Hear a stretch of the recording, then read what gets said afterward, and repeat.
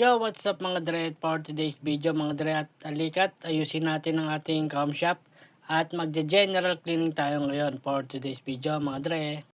Siyempre, shoutout muna sa ating bayaw, ayan kay Destiny, yan kay Tonsi. Nakita ko siya nandyan kaya sabi ko, yaw, tulungan mo nga ako, mag-ayos ako dito sa cam shop. Sabi ko ganun sa kanya. At yun na mga dre, sabi ko sa kanya, yaw, tulungan mo ako, bali ikaw ang aking sidekick ngayong araw. Sabi ko ganun sa kanya. At mag-general cleaning ako at ayusin ko na rin tong estante at tatanggalin natin yung mga dapat natin tanggalin. Sabi ko ganun kay Bayaw.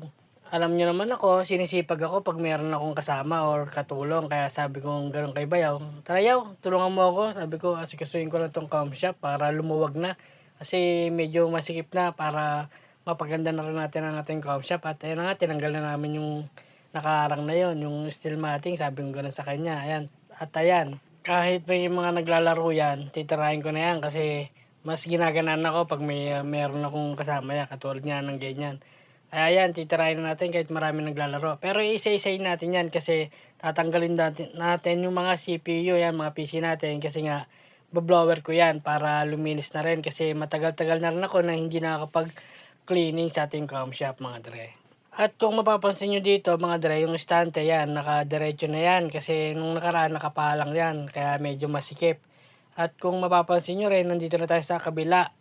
Ibig sabihin, nalinis na natin yung kabila. Kaso yung kabila na side, may naglalaro pa, hindi pa natin inistorbo yon. Kaya dito muna tayo sa kabila, habang walang naglalaro dito sa kabila, ayun muna ang lilinisin natin mga dre. At dito mga dre, tinira din ni Bayaw, pito yung mga electric pan, nilinis niya habang wala siyang ginagawa. Kasi ako lang nakakagawa nito sa mga PC, ako lang nagtatanggal at ako lang din yung nagbabalik. Pero siya, pag tinanggal ko na yung CPU, siya na maglilinis ng monitor, yun, pito ng electric pan, yun, siya na rin naglilinis ng mga dre.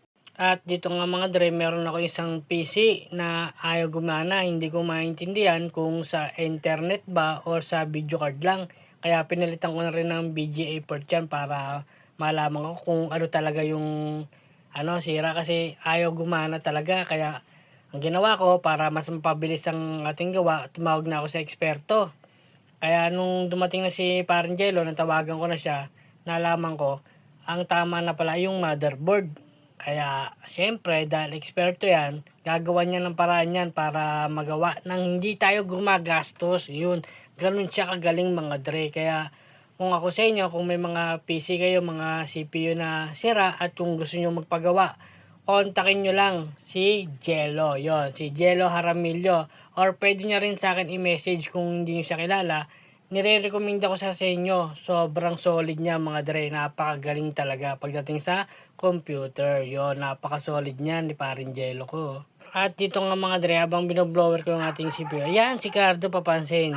Alam niya yata na may camera dito, kaya dito siya nag-stay sa camera ko. Sabi ko, Cardo, istorbo ka naman lagi. Ayan, hindi humiwalay yan. Bantay yan sa akin habang naglilinis ako ng com shot natin mga dre. Tingnan nyo. Paikot-ikot lang siya dyan sa camera ko.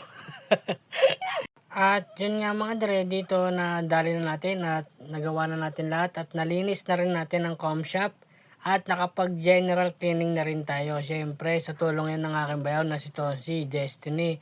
So maraming salamat sa iyo bayaw. So paano mga dre, hanggang dito na lang. Maraming salamat sa inyong lahat. Siyempre nagpapasalamat ako sa ating mga followers yon.